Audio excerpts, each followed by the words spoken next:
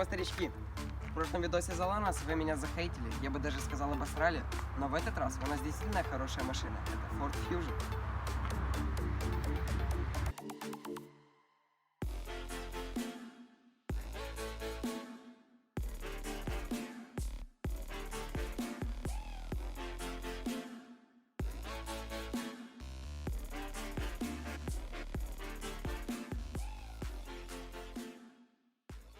Так, начнем.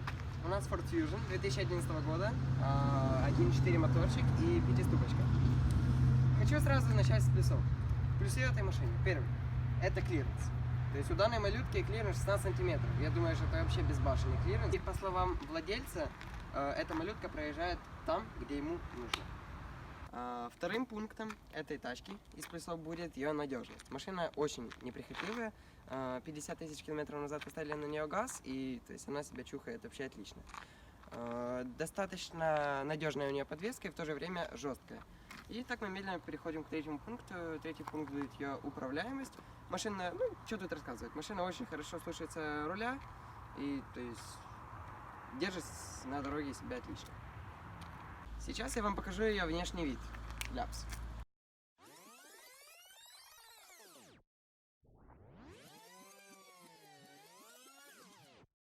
Конечно, на вкус и аромат, но вот, допустим, ее колпаки, хоть это и колпаки, мне очень нравятся. Конечно, титаны здесь были бы неплохо, да. Тонировочка, ну, тонировка на этой машине вместе с ее цветом очень гармонично смотрится, я так думаю.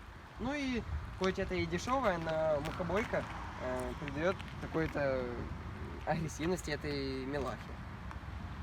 По поводу ее вместительности, ну, багажник, то есть не сказать, что он большой, около 330 литров.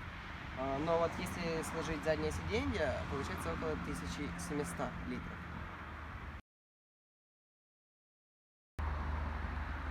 Что сказать по салону? Ну, салон, в принципе, нормальный, все под рукой, то есть не надо никуда тянуться, прям как в BMW.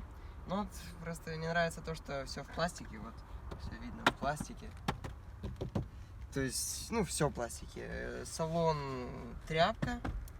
Очень нравится ручка коробки. То есть, ну, очень все четко втыкается. Ну, вообще. Очень нравится. Педальки. Педальки как педальки. Очень нравится руль. Руль такой прям спортивный, но ни хрена она не спортивная, потому что у нас мотор 1.4. Есть кондей. Это вообще прекрасно. Так как мотор у нас 1.4, у нас, соответственно, и расход херня. То есть тут стоит газ, и расход газа в городе где-то 9-10 литров. Ну, я думаю, это очень неплохо. Если за городом где-то ехать, это около 7-6 литров газа. Я думаю, это вполне отлично. Если говорить о заднем ряде, то есть тут все очень хорошо. Тут сидел 2-метровый дядька, реально.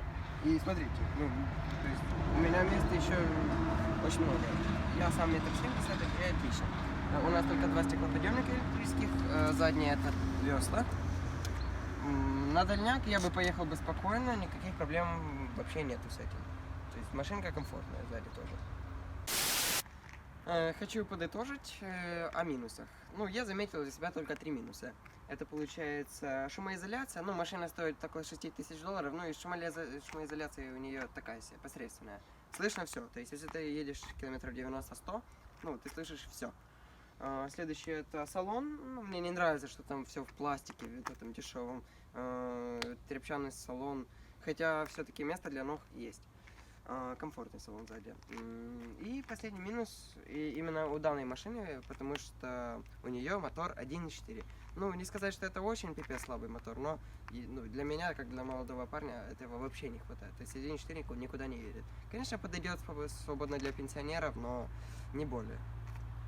В общем, если вам за 40 и вы хотите просто передвигаться с точки А в точку Б, это идеальная машина. $6000.